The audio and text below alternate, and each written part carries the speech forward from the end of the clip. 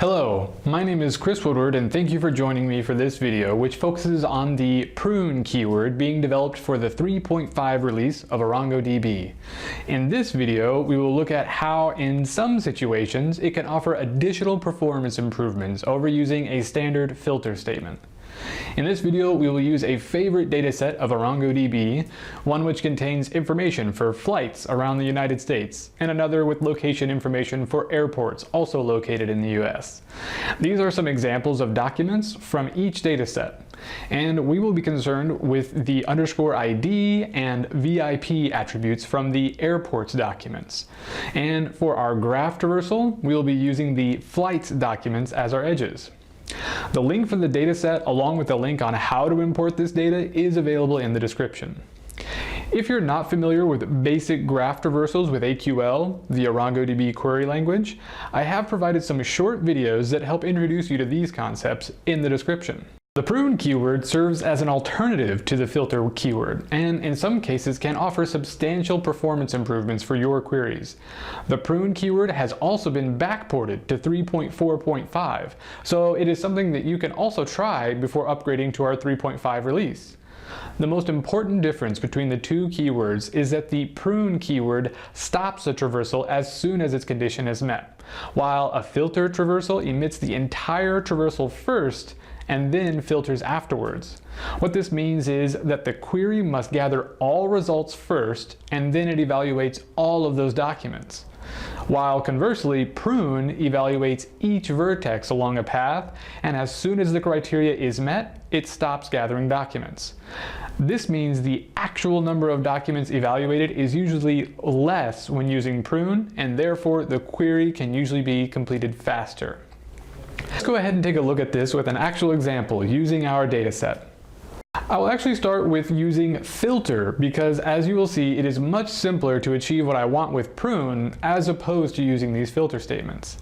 The goal we are trying to accomplish is that we want to depart from Denver Airport, which is not a VIP airport, and only visit airports that are also not VIP, until we reach our final destination airport, which does need to be VIP. We also want our flight plan to include a minimum of 2 flights and a maximum of 3 flights. To start out, we will be using the graph variant of the for loop. We will emit the vertex, edge, and path, setting our depth to a minimum of 2 and a maximum of 3.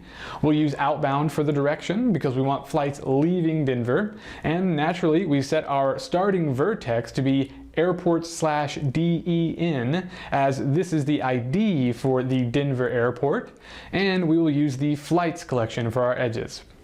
I supply options here for our traversal to avoid duplicate flights and avoid circular flight plans.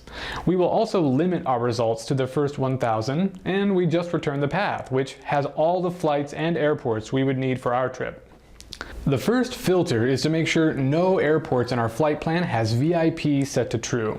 To do this is a bit different from PRUNE because filter doesn't evaluate each individual node. We have to evaluate the entire path. So using this path variable, we check each vertex within the vertices array and make sure they all are equal to false. Leaving this statement like it is, though, violates the criteria that the final destination airport is VIP. There are, of course, a few ways to avoid this, and for simplicity, we will use the pop keyword, which essentially removes the last item from the array so that it isn't evaluated here. After this, we now need to add an additional filter statement to make sure the final airport is actually VIP. You'll see in a moment that this statement ends up being quite a bit more complicated than just using PRUNE. And if we run this now, we can see it is also quite slow. Taking a look at the profile, this query had to evaluate 35,000 nodes just to return 1,000. We will compare this to the PRUNE profile in a moment. Next up, we can use PRUNE. We can still use that basic for syntax, but we need to take out the filter statements and start adding our PRUNE statement. The way the PRUNE syntax works is you supply the keyword PRUNE, and then you can think of its condition as more of a stop condition. So when the query encounters a document that matches this condition, it stops and returns that document. So for our example, we simply want the traversal to continue until it finds an airport where its VIP attribute is set to true, and then stop traversing. here are all the flights, and as you can see, it took less than 100 milliseconds to run. Let's take a look at the profile for this query. You can see here that our traversal nodes are exactly 1,000, which means it traversed the same number that it returned. This means very little overhead to achieve this query. If we compare this to our profile from the query that uses multiple filter statements, using PRUNE runs up to 10 times faster and has to evaluate only a fraction of the data.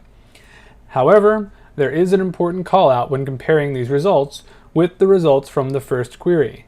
Our PRUNE condition is treated as a stop condition, returning a path if it has a VIP attribute set to true. But what if none of the vertices have a VIP attribute set to true? Well, the traversal will continue until either the PRUNE condition is met or the maximum depth is reached. The reason that this is so important is that if we actually want to make sure that all of the return paths end in an airport with a VIP lounge, rather than just returning, we still need to use a filter statement. We still get the performance benefits of using PRUNE during the traversal, but in order to guarantee we only get flights that end at a VIP airport, we need to filter out the last vertex item. And since PRUNE is doing the heavy lifting during the traversal, we just need a filter statement to check our destination airport vertex.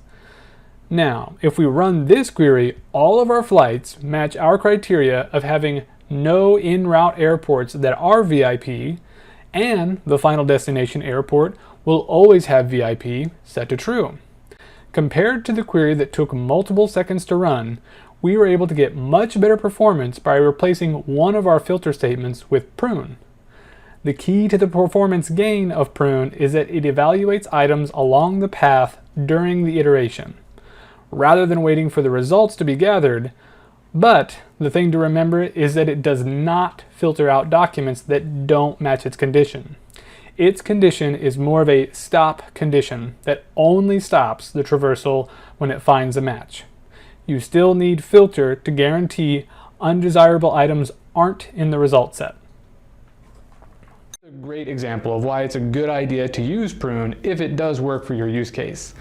This is, of course, just one example of how to use PRUNE, and I hope it has given you some ideas on how you may be able to optimize your new and existing queries for both speed and readability. I have provided a link to the documentation for the PRUNE keyword if you'd like to learn more. If you have any feedback on this, please leave a comment in the comment section, and please like this video and subscribe to this channel for new videos from ArangoDB.